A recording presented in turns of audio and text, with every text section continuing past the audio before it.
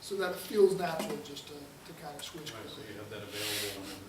Yeah, I'd rather do it that way. So, of course, the preparation, the differences in preparation have much more to do with repertoire. So, if I'm about to do, I mean, a lot of times when I'm traveling, I'm doing both jazz or classical for at least part of the tour thing, just switching up sometimes in the same concert. But sometimes it's more oriented one way or the other, in which case my practice would be more kind of heavy on the classical side or jazz side as needed. Your basic maintenance and preparation as far as your routine is very similar?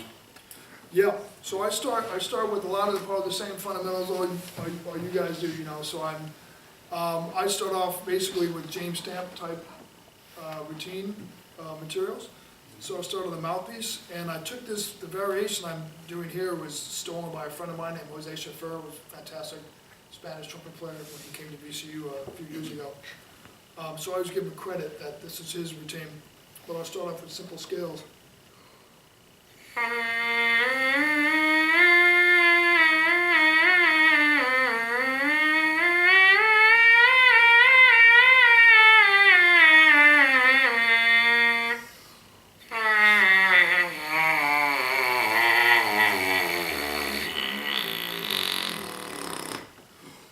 So by the end, of course, it's not a real embouchure. I'm just letting my mouthpiece, my lips come out of the mouthpiece. But the benefit of that is it actually starts to wake up my breathing. That's usually the first thing I play.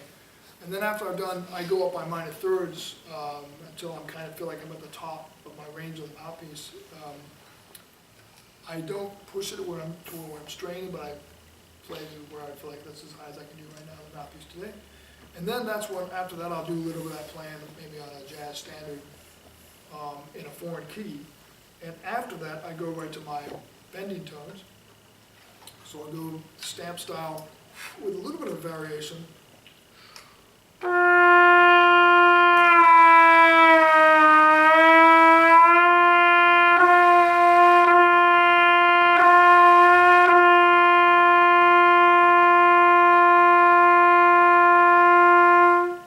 And again, the goal, everything's goal-oriented. I'm just really interested in the center of the sound. And I'm trying to get, if possible, I want to start right in the center and have a nice clean attack. Some days it doesn't start that way, but by the end of the exercise, I want to make sure that's all dialed in too, that my attacks are solid. And I have sort of remedial little tricks I do with all this too. Like on the Clark, if the articulation's not working, I'll just tongue on one note, changing from single to K, double to triple, like da da da da da da da da da da da da da da da. Triple tone's always a little uneven.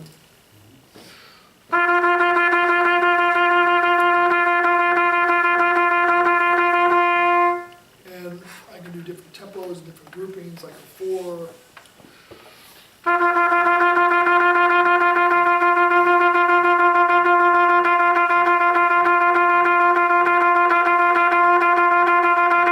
Triple tongue at 4 beats is one extra at the end, but I'm trying to get everything to sound like my best single tongue as possible. You know, and with this one, with the other extra, the bending, and sometimes the attack's just not really happening. There are two reasons why we won't have a consistent attack. One is we're playing without having an idea of what we want it to sound like. It's not only the pitch, it's also the tone color and the quality of the attack. And the other reason is that we've got some kind of a coordination issue. Either we're not breathing well, or we're releasing the air before the embouchure is ready to set it. So I started working out this exercise using like kind of ghost notes without even really breathing, where I find the embouchure.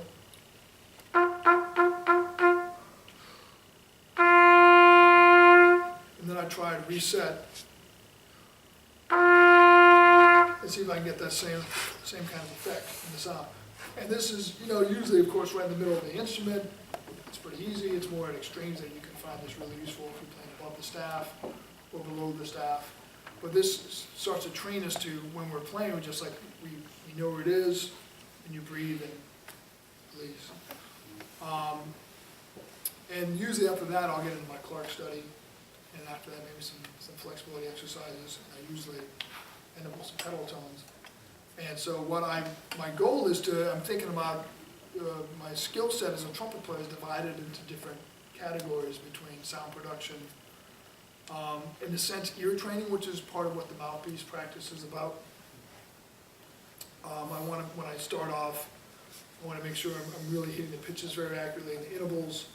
So when I did it, it was a little loose, and I'd keep doing it until I was kind of getting the intervals more solid.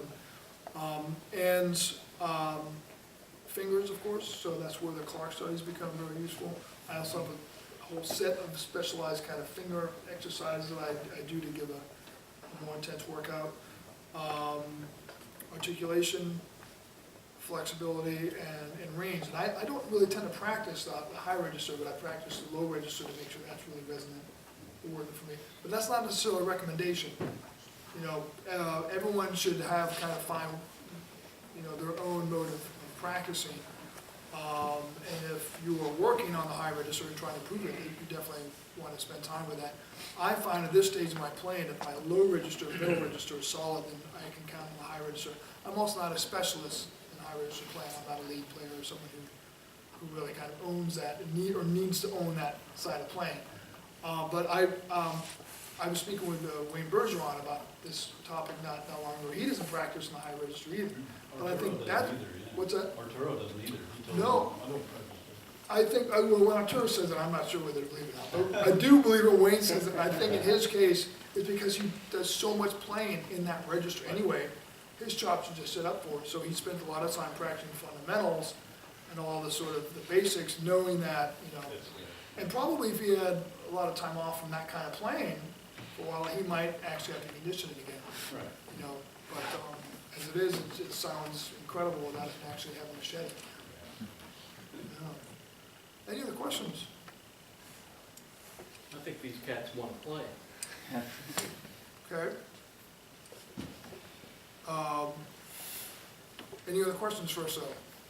No? Okay, good. Okay, so, did anyone want to play as a soloist? Did anyone want to play for feedback?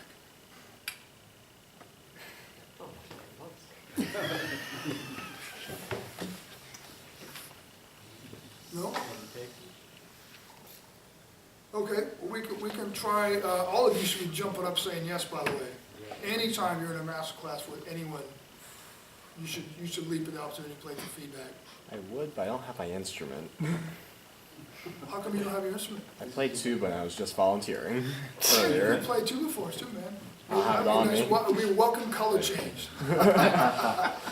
No, but that being said, I'm not going to twist anyone's arm, but I should say, seriously, like these guys, if we have like, they know me, they're not interested in playing, they play for me all the time. But if we